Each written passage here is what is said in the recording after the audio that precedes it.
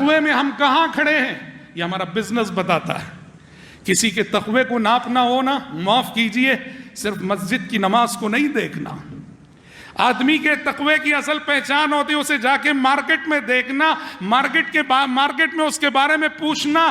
Market بتائے گا کہ میں تقوی میں کہاں کھڑا ہوں. امام اہل سنت والجماعت امام احمد بن حنبل رحمہ اللہ کے پاس ایک خاتون آئی، ایک بڑھیا آئی، آ کے اس نے ایک سوال کیا.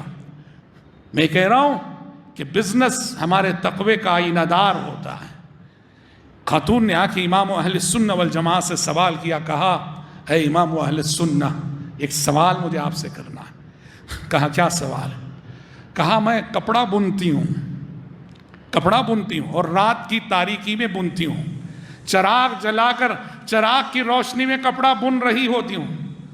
چراغ میں تیل ختم ہو جاتا ہے تو پھر باقی کپڑا چاند کی روشنی میں بنتی ہوں میں.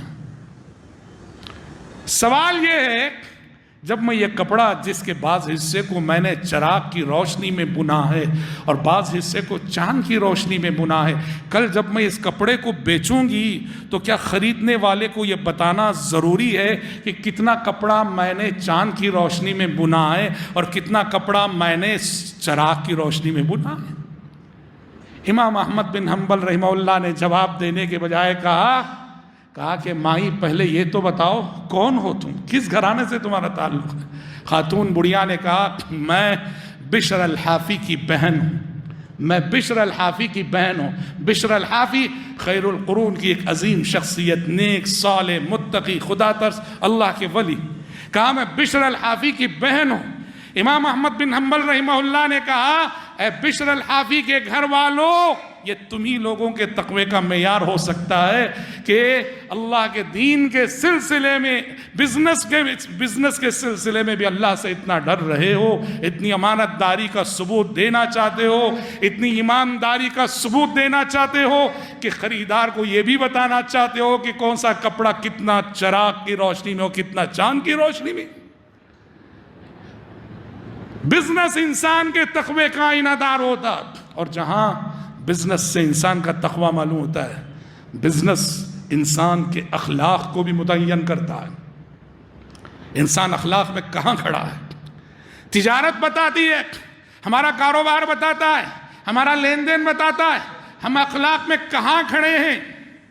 پیارے نبی فرماتے ہیں رحم اللہ رجلا سمحا اذا باع سمحا اذا اشترى سمحا اذا اقتضى. پیارے نبی نے کہا اللہ کی رحمت ہو اس بندے پر جو بڑی فراغ دلی کا ثبوت دیتا ہے، بڑے دل والا ہوتا ہے اور بڑی فراغ دلی کا ثبوت دیتا ہے.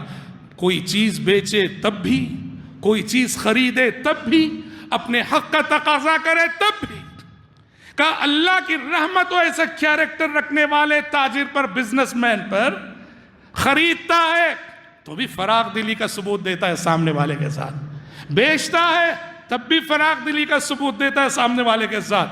اور حق ہے، حق کا مطالبہ کرتا ہے تو بھی زور زبردستی سے نہیں، فراغ دلی کے ساتھ. کیا مطلب ہے فراغ دلی کا؟ مطلب کیا؟ آپ اور ہم بازار جاتے ہیں، مارکیٹ جاتے ہیں کوئی بھی چیز خریدنے کے لیے، تو ٹھیک ہے کہ ہم خریدتے ہوئے ہمیشہ ہمارا معیار یہ رہتا ہے کہ ہمیشہ ہم کوالٹی کی چیز خریدیں، اچھی سے اچھی چیز خریدیں، بہتر سے بہتر چیز خریدیں. لیکن میرے بھائیوں، جب مارکیٹ جاؤ نا تو کبھی اپنی کوالٹی میں کمپرومائز کر کے ذرا کبھی اپنی ترکاری اس بوڑھے تاجر سے بھی خرید لو جس کی عمر 80 سال ہے، اس بڑھیا سے بھی کبھی خرید لو جس کی عمر 85 سال ہے. آرام کرنے کی عمر ہے، آرام کرنے کی عمر ہے.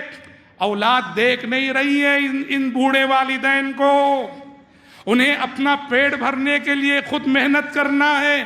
نتیجے میں آرام کرنے کی عمر میں وہ صبح سے شام تک 80-85 سال کی عمر میں آ کے مارکیٹ میں بیٹھ کے بزنس کر رہے ہیں.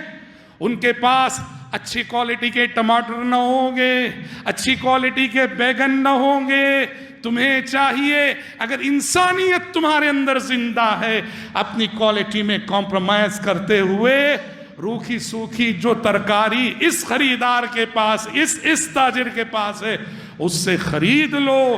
یہ کمانے کے لیے محنت نہیں کر رہا ہے, یہ جینے کے لیے محنت کر رہا ہے, یہ جینے کے لیے محنت کر رہا ہے.